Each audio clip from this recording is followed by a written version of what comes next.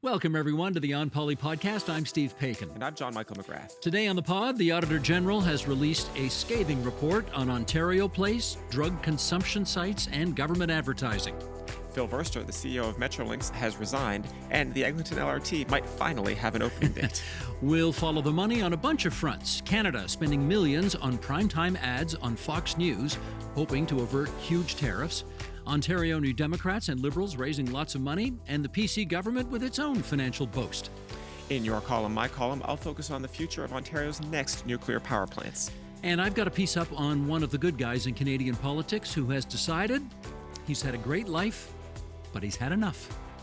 It's Friday, December 6th, 2024, so let's get to it.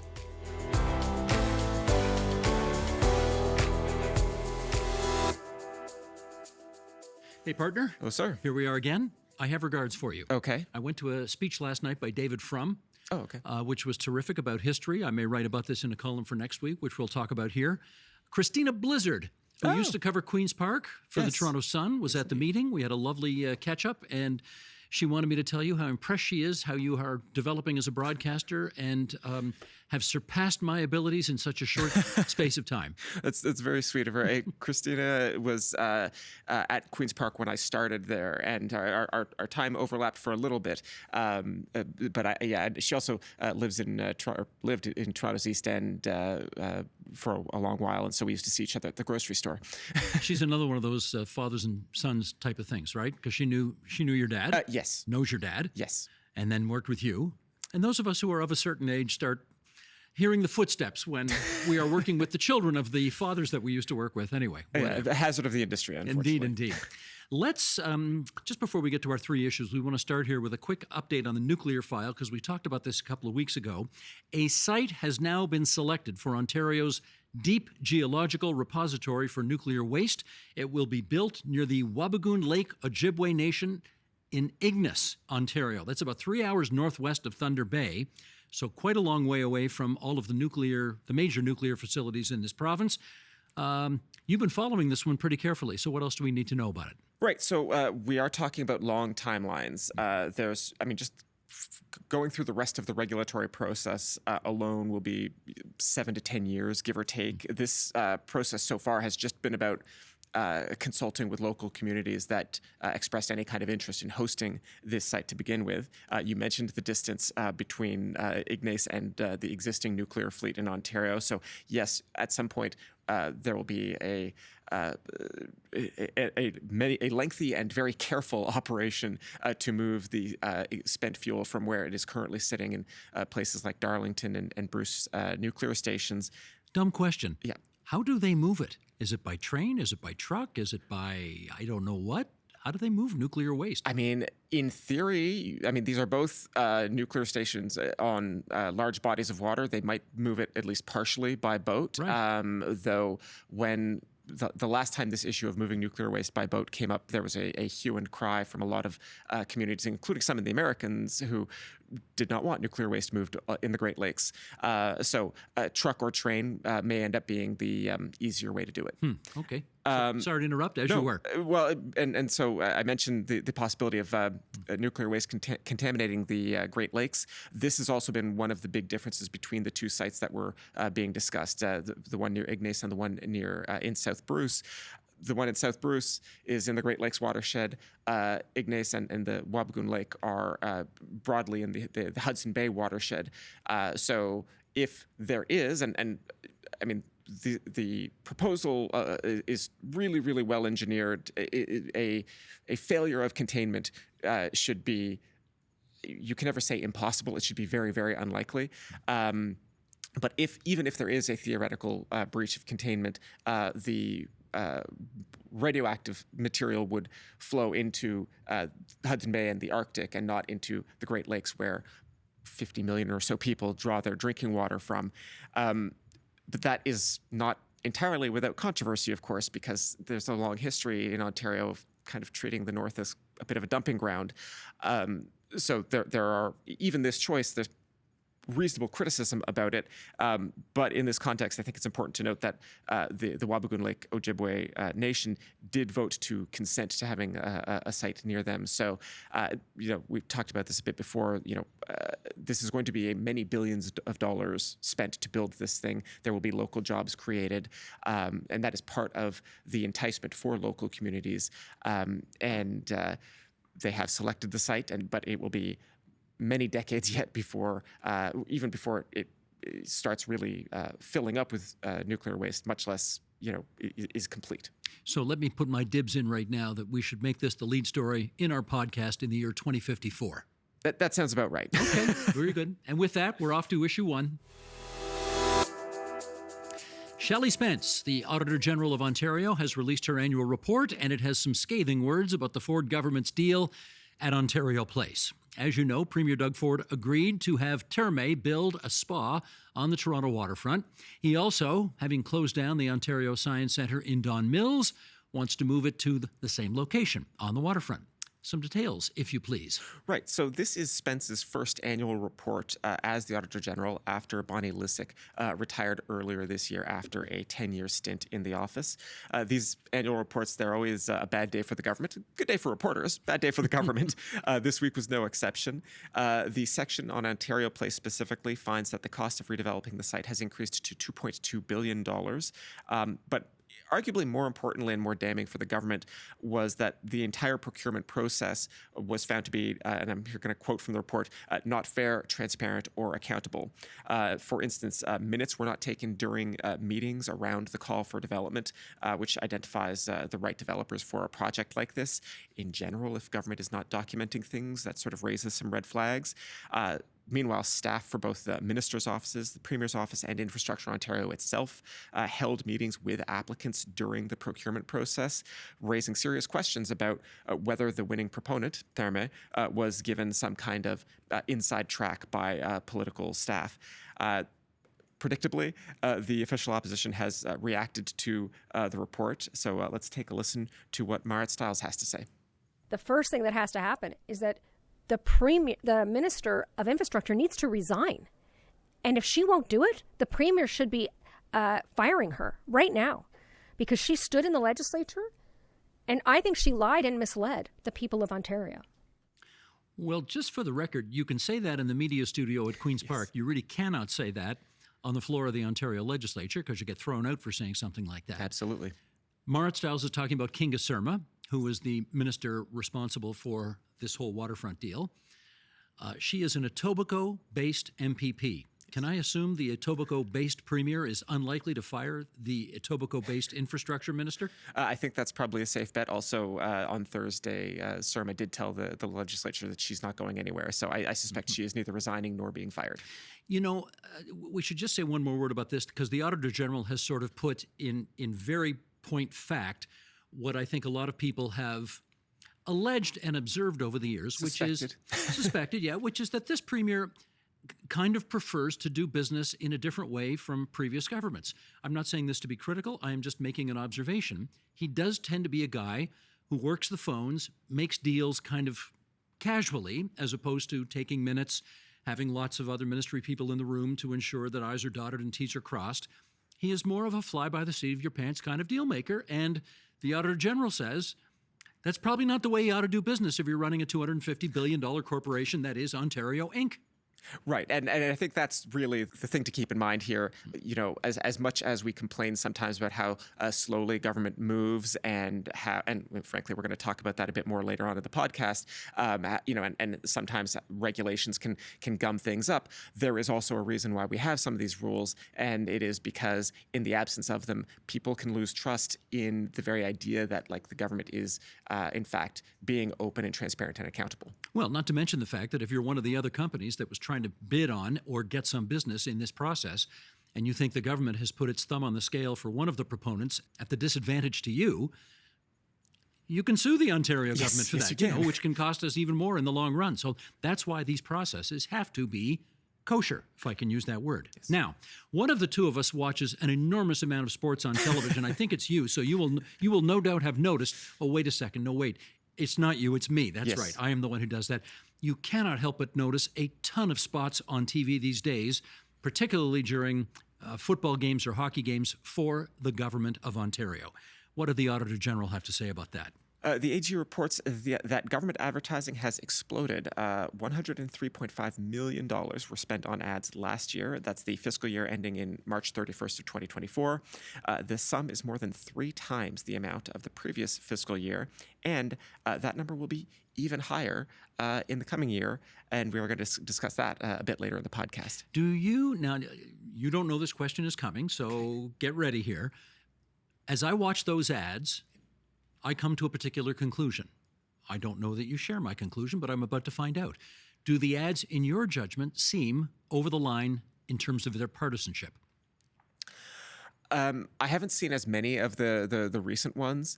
They are certainly Ontario boosting, the ones that I have seen, which is not like inherently to the benefit of the government, I think. The Auditor General is I think the reason you're asking this question, the Auditor General used to have a very broad mandate to target, to evaluate government advertising and see whether it was in fact being used for partisan purposes.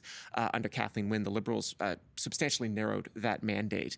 And so the ads that we see these days tend to be more generally about how great it is to live in Ontario and what a great job the transit expansion is doing, that kind of thing. And when it becomes more about boosting the policies of the current government, I think that's where you have the stronger case. And this was true under the Liberals, and I think it's true under Doug Ford, that the ads that are touting the transit expansion in particular are the ones where I particularly, because there's not a ton of actually new transit one can get on and ride, those are the ones where I tend to roll my eyes a bit more. Yeah, I do remember when the broader mandate for the Auditor General was in place, she excoriated is too strong. She criticized the Liberals for having put a red apple in one ad because she said red is the color of the Liberals, and that was an unfair advantage, which I think is a bit much. And criticisms like that were partly why the Wynne government did narrow the mandate, because they found those criticisms to be is tendentious the right word? Oh, that sounds like a good word, whatever it is. Okay, let's keep going on here with this Auditor General's report because it's very long and there's lots of, I was going to say good stuff, but it's not particularly good if you're the government. Opposition members and reporters? Yeah, we love it. The report also mentions the so-called safe drug injection consumption sites, whatever you want to call them. The AG says the government does not have effective processes in place to meet the challenging and changing opioid crisis. What else on this? Right. So the current opioid strategy is from 2016, and realizing that I've come to that point in my career where I can remember the original announcement, and it was Eric Hoskins was the health minister, I think, and I remember attending that, and now I'm several years later reading Auditor General reports about how that announcement turned out. The report notes that the biggest change in opioids in Ontario is that we are now dealing with illegal supplies instead of overprescribing of otherwise legal opioids. That's now what was really pushing this problem to the front pages in Ontario. The report makes 7 recommendations to help fix the province's approach, and as is very common with these chapters, right? The Auditor General makes a series of recommendations, and it's very common for the government to say, we accept all of the Auditor General's recommendations and will implement them. Here are these words again, though. The AG also notes that the closure of safe consumption sites was made without proper planning, impact analysis, or public consultation. So what are they recommending here? Right. I also do want to add that this investigation by the Office of the Auditor General did start before the August announcement that the government was closing many supervised consumption sites. They note in their report that they were already doing this work when suddenly the policies changed. The Auditor General did applaud the implementation of these HEART models that the government has talked about, which are going to include beds and recovery spaces for people dealing with addiction. That said, that the report does also show the government knew that closures of supervised consumption sites would lead to increases in deaths from overdoses, increased use of drugs in public, and hurt access to these services, particularly in Northern Ontario. Just to give you an example here, the Premier and his ministers, they talk often in the news about the dangers of discarded needles in parks. I don't want my kid playing around discarded needles in parks either. But the government was warned by its own staff internally that closing supervised consumption sites would increase the risks of discarded needles in parks and other public spaces. It recommends that the Ministry of Health do the planning work before transitioning over to the new model, the hard hubs model. That includes performing a risk analysis over what happens if a safe consumption site is closed, consulting with communities over their needs, and deploying health resources in areas where a site will close. Just going to take a breath here because while we are on the topic of opioids, obviously this is also closely tied up with the issue of homelessness and encampments in Ontario communities. As we begun recording today, we got the news that the government is proposing to introduce a new bill that would give local authorities more legal powers to clear encampments and provide more funding for shelter spaces. The letter to mayors says that while the government does not expect to use the notwithstanding clause proactively, they are willing to do so if this law gets struck down by the courts. So I imagine we will have more to say about that in the new year. Yeah, this will come as a political victory for a second group of mayors. Remember, the initial big city mayors came out with their report saying, we want to do something about this.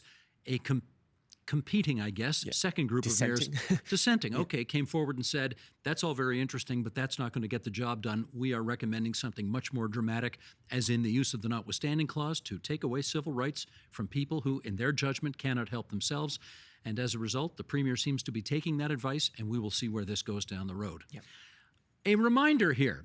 The Auditor General, I mean, this is the job of the Auditor General. She and her team spend the whole year probing government spending to see whether or not citizens are getting value for the dollars being spent.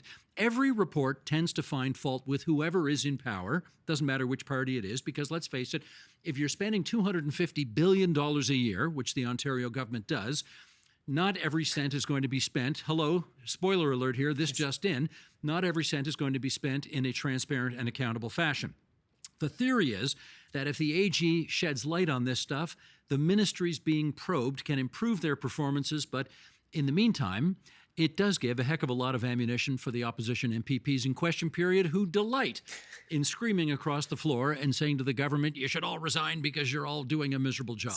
So this is a tried, tested, and true tradition. Yes. And in fact, ministries are given the heads up on what the Auditor General finds before the report is published. I mean, every report includes both the auditor's recommendations and the ministry response.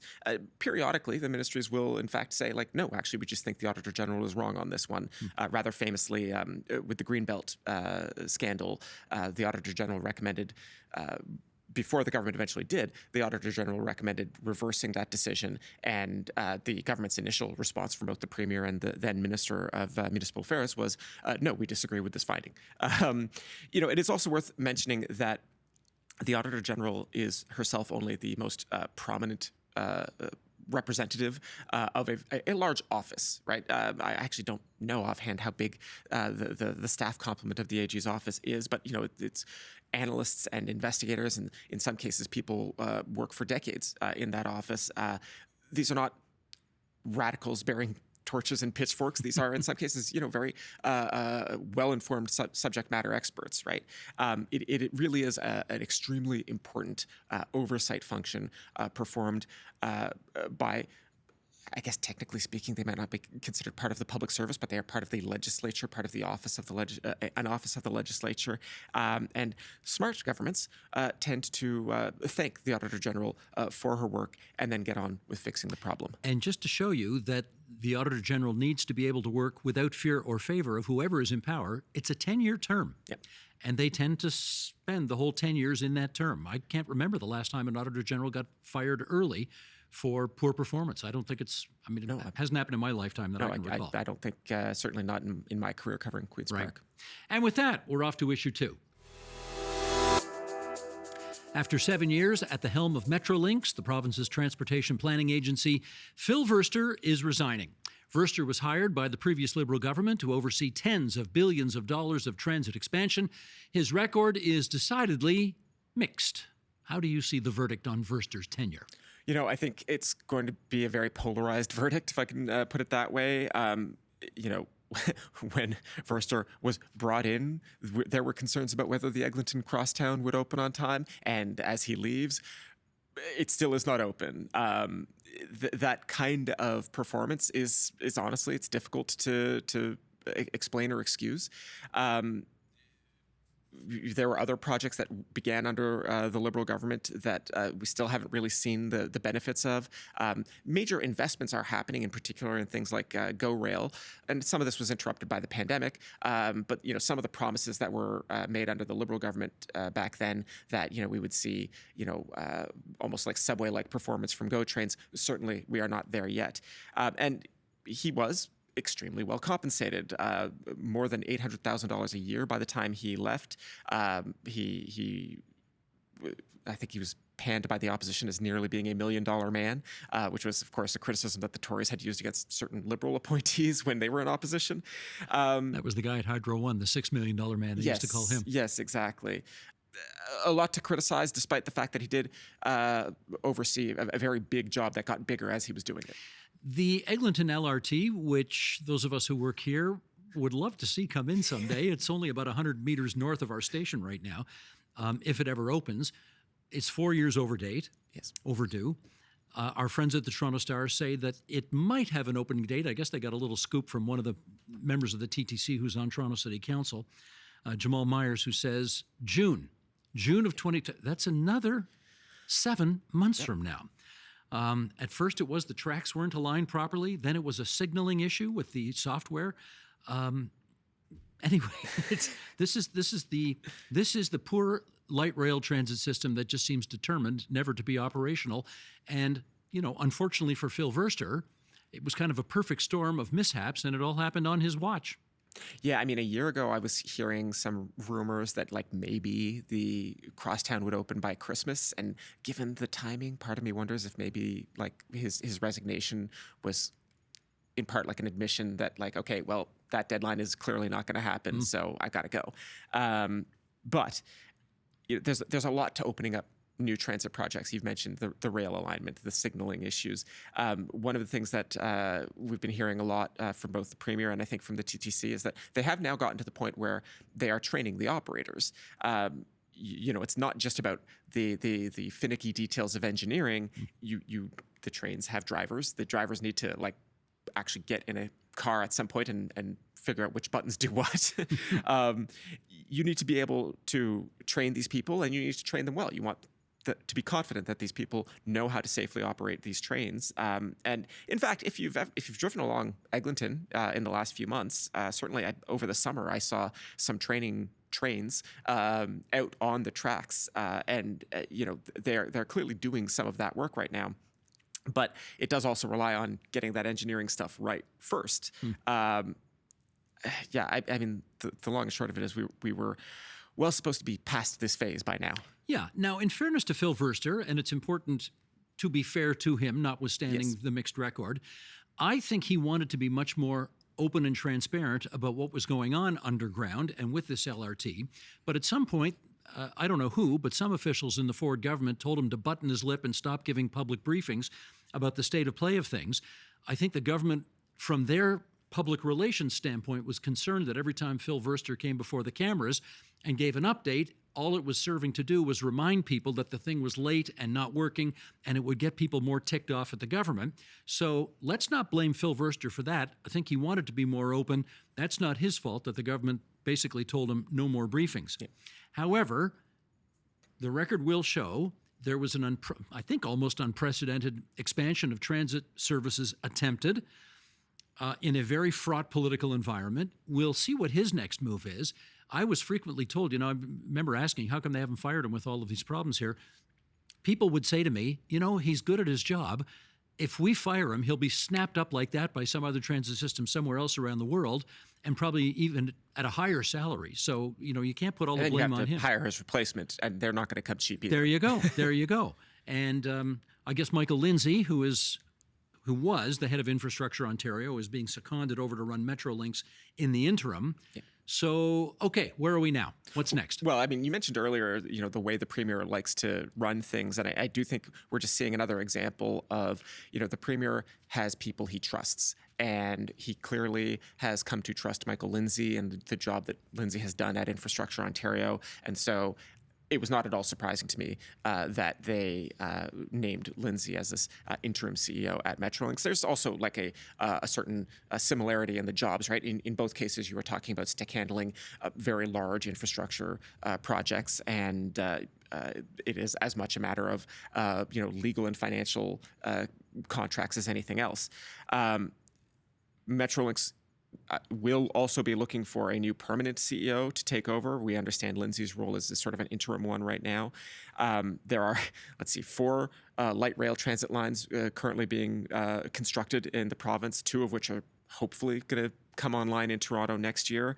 I mentioned the GO expansion project. That is the idea of, at the moment, GO relies on diesel trains. This would electrify those lines, allow much more frequent service, and also not pollute neighborhoods that those trains run through as much. That was originally supposed to be in place this year. Those diesel trains are still running. I use one semi-frequently. Is now projected to be done by 2032. It's a big job. A lot going on. A lot going on. As you say, we can be fair to Phil Verster and say that it is a big job. It is a difficult job. And frankly, I'm not sure I envy the person who takes over eventually. And with that, we're off to issue 3. Ontario would very much like to remind its friends to the south that we think we have had a special trading relationship with many American states for a long time. And so the province has launched a multi-million-dollar ad campaign that will play on American television over the holiday season. Let's take a look. For generations, this ally to the north has been by your side. Ontario, Canada, a partner connected by shared history, shared values, and a shared vision for what we can achieve together.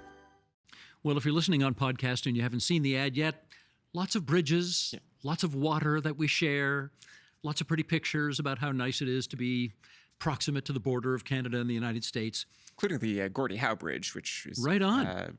Will connect Windsor and Detroit. I'll make a partisan comment here. Okay. Best decision the Harper government ever made, calling that bridge after Gordie Howe.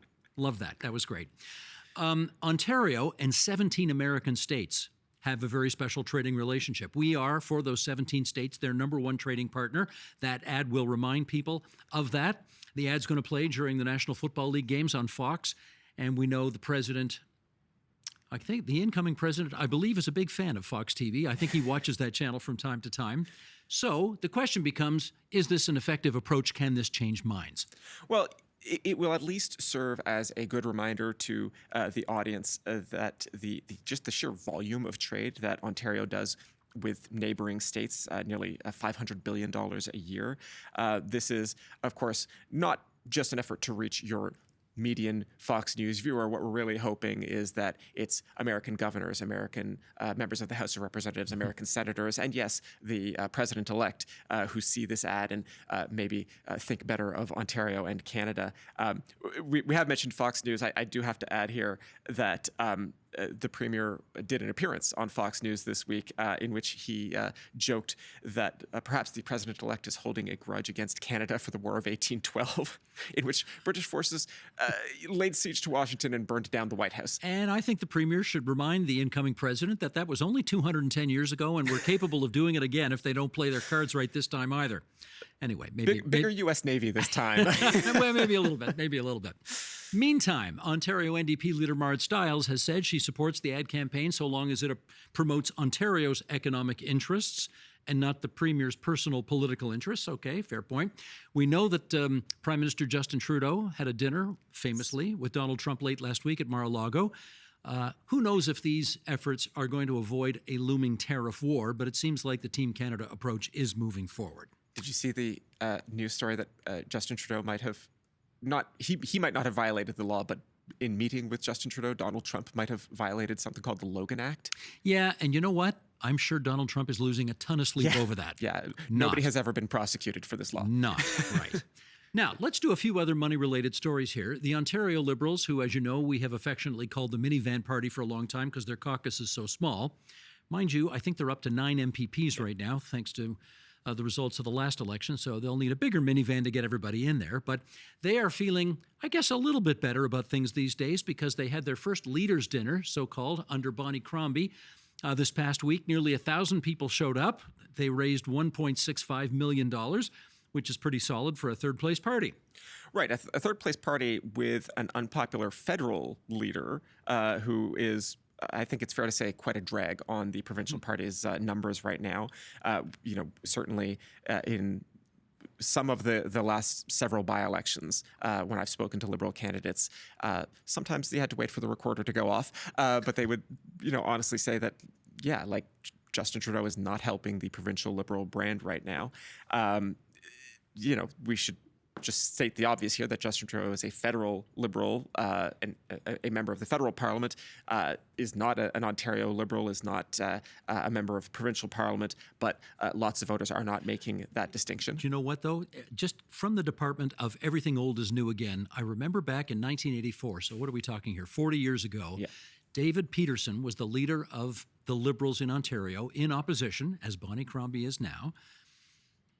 David Peterson, when asked, what do you think of Pierre Trudeau, said, he's an albatross around my neck. Wow. So he well understood 40 years ago that an unpopular federal Liberal leader could have a damaging effect on the provincial Liberals. But then Pierre Trudeau left, David Peterson's poll numbers improved, and a year later he was premier. So I know the Ontario Liberals are aware of that and are wondering if they can make history repeat. Yes. Anyway, that's my little aside. And, she didn't use the phrase albatross, but Crombie did, in fact, bring her relationship with Trudeau into sharp relief, I guess, if I could put it that way. She did tell the leadership dinner guests that she thinks Trudeau is wrong on the carbon tax, right? A pretty signature policy of the federal Liberal Party. And she reiterated that the Ontario Liberals, if they were to form the next government, would not introduce a provincial carbon tax. Right on. Let's also look at the good fundraising numbers for the official opposition, the NDP. They raised $825,000 over the past 2 months, which they say is more than the other two parties combined for this direct advertising kind of fundraising. So the NDP certainly being competitive in the game as well. And the Progressive Conservatives also had some good news. The S&P, Standard & Poor's, which is one of the bond rating agencies, they upgraded Ontario's credit rating to AA-, which I know the finance minister is very happy about. Yes, and particularly if you are going into an election next year, I think we've speculated before that the government might be within shouting distance of claiming a balanced budget, being able to do that and say that you've gotten a credit rating upgrade from one of the major agencies is just another a cherry on top of the financial sundae. Yeah, okay, sure. But it also has real world effects that it does mean that when the Ontario government goes to private markets to borrow money, the reason the opinions of the rating agencies are important is that a solid rating, an improved rating from these agencies can mean lower interest rates from private lenders. Absolutely. Time now for Your Column, My Column. Okay, friends, you know this feature. We call it Your Column, My Column, in which JMM and I chat about the columns that we wrote for the TVO website, tvo.org, over the past week. Which of your masterpieces do you want to bring to our attention today? Well, there was an announcement that we didn't really have time to make a full segment about this week, although it is related to nuclear power. Energy Minister Stephen Lecce announced last week that the province is asking 3 communities in particular whether they would host new power plants, including possibly new nuclear plants. The 3 communities are Lambton, Haldimand County, and Port Hope, all of which host former OPG power plants, OPG being the provincial power utility that still owns the sites of these now demolished power plants. And the reason I am going to be keeping an eye on this is because, until now, when we've talked about either refurbishments or potentially new nuclear facilities in Ontario, they have been in places that already have existing nuclear plants. Refurbishing Darlington and Bruce, building new nuclear potentially at Bruce, building the small modular reactors at Darlington. And those are places where the voters are reasonably comfortable with nuclear power. They employ a lot of people in those communities. They generate, spin-off benefits for those communities. And while nuclear power certainly has its detractors, including some in the legislature, in those communities, it's basically like a settled argument. They're fine.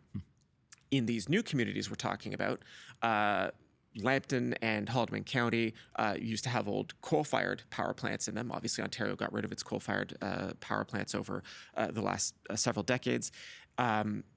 And then the one in Port Hope is a bit of an odd case because it was actually an oil-fired power plant that was supposed to open in 1970, which was like the worst possible time to open an oil-fired power plant.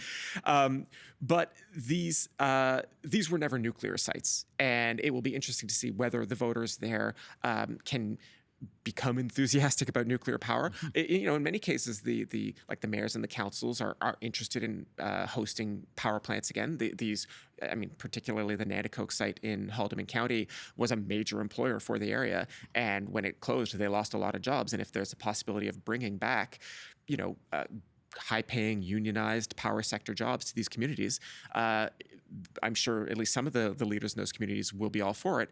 But whether you can get the broad public support that it would take to site a new large nuclear plant will be very much worth watching. Stay tuned. Yes, exactly. And how about you, Steve? I had the bit of a sad responsibility to write a pretty tough column this week. I wrote a column about a guy named John McDermott, who was a cabinet minister in Brian Mulroney's progressive conservative governments back in the late 80s, early 90s. He represented Brampton, Georgetown in the Federal House of Commons. Had some pretty good jobs, actually. He was worked on the free trade agreement. He was housing minister. He was minister for privatization for a bit as well. I had a visit with him. He lives in Orangeville. I visited him earlier this year, I think in February, and we had a lovely visit. His health wasn't great, but we had a great time. I brought John Laschinger with me. John's a sort of backroom guy from the PC party for many years. They'd worked together 30 years ago on stuff. Anyway, we had a lovely visit. I had heard that Mr. McDermott's health had taken a turn and that he had gone into the hospital and that he wasn't going to come out. And as a result, he decided to do MAID. He'd made the decision to do medical assistance in dying, which he, by the time people see this on television Friday night, he will have done. So he has died. It is very odd. I called him earlier this week when I got the news. It's very odd to call somebody and speak to them for the last time, knowing that this will be the last time that you will ever speak to them. And he was really quite terrific about saying to me, I'm good. I've had a great life. I've met kings. I've met queens. I've met rogues. He's made some wonderful friendships in life. He always knew he was adopted, but he discovered 5 years ago at the age of 79 some half-siblings that he had out there, and he kind of not reconnected because he never knew them to begin with, but he connected with numerous siblings that he didn't even know he had, and it was an absolutely wonderful discovery late in life to realize that his family was so much bigger than he thought. He had no kids in 2 marriages, so this was really a lovely discovery at that point in life. And I'm always going to remember that phone call. We had a great last phone call. I don't mind saying it ended in tears. It was very emotional by the end. Yeah. But I wanted to write a piece about recognizing one of the really great guys in public life over the last 40 years, John McDermott, dead at 84, and may he rest in peace. Well, thank you for writing that. With that, we are now going to go to the mailbag. If you've got a burning question or an insightful comment, we always love to hear from you at onpolitics@tvo.org. JMM, take it away. We have a question here from Ben Hearsome in Richmond Hill, who asks, Hi, I recently learned about the concept of supply in our provincial and federal parliaments. My understanding is that funds are not transferred to government departments until a budget is approved. But that begs the question, where does the money the province has collected sit up until that point? Who has access to it? Is it kept solely in cash or partly invested? Thanks, Ben. I'm thinking, Ben, that the province of Ontario would need a pretty big mattress if they were to be hiding all that money under the bed. No, joking aside, where does the province keep all its money? Good question. Well, neither you nor I are bankers or economists, but we have a friend of the podcast who is the former chief economist of the Ministry of Finance, Brian Lewis, who we've mentioned on the podcast before. So our producer, Matthew, put the question to him. Brian writes, The Ontario Financing Authority, an agency reporting to the Minister of Finance, provides centralized financial services for the provincial government, including banking and cash management. While it is a large and complex operation involving tens of thousands of transactions and several $100 billion every year, the government manages its cash in ways that are analogous to how many of us do our banking. There are very strict controls placed on access to the government's money. For example, Ontario has a wide variety of controls in place to ensure that key management personnel do not enter transactions with relatives. Teams within the Ontario Financing Authority of roughly 20 staff oversee the government's cash management and banking operations on an ongoing basis. There we go. Brian Lewis, thank you for that. I guess, do they transfer money between savings accounts and checking accounts like we do, or maybe it doesn't work that way? It's a bit more than that. I do want to add, I mean, he mentioned the controls about transactions with relatives. Of course, this has been a live scandal in the last few years. There is I believe, actually, I don't even know how if the criminal case is still ongoing, but there was an Ontario public service employee who, during COVID, was alleged to have used some of the we were trying to spend so much money so quickly that some of the normal controls were relaxed, and this employee of the government was alleged to have basically transferred a great deal of money to their family members. As I say, they were charged. It went to court. I don't know yet if that case has resolved, but you know, we do have these controls for very good reason. We have these controls about how public money is spent. Sometimes they are not perfect. Sometimes some examples of fraud do nevertheless slip through. But, you know, it is an incredibly complicated, I mean, you can actually see the government's balance sheet in every budget and fall economic statement that gets published. I mean, it is not just huge amounts of cash money that the government has to deal with, right? We all pay our taxes, and then the government then spends that money on services. But also the government does have a somewhat diversified portfolio of assets. It has U.S. Bonds. It has, for a long time, we owned shares of GM, right, after the auto bailout, right? And so part of the services that the Financing Authority provides is just managing all of those financial assets as well. Excellent. Just a heads up that next week will be our last episode before the holiday break, and our custom, where are we? Over here. Thank you. Our custom is to do a mailbag episode. So with that in mind, we would invite you to send your questions and comments to onpolitics@tvo.org, and we will probably do the entire episode next week just answering your mail, which has tended to accumulate over the last few weeks.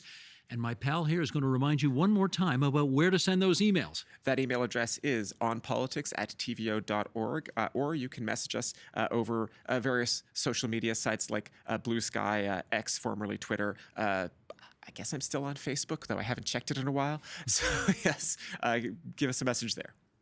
And that is the OnPoli podcast for this Friday, December 6, 2024. You can follow our show on Apple Podcasts so you get notified each time a new episode is available.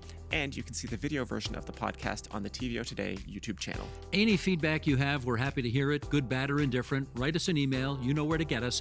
onpolitics@tvo.org. Please send your first and last name and where you're located. This week's episode was produced and edited by Matthew O'Mara, video editing by Colin Kish. Production support from Jonathan Hallowell and TVO's Digital Media Services team.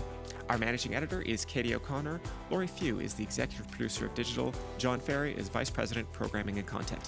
Special thanks to our wonderful studio crew for making our video podcast happen. And until next Friday, everybody, bye-bye. Bye-bye, everyone.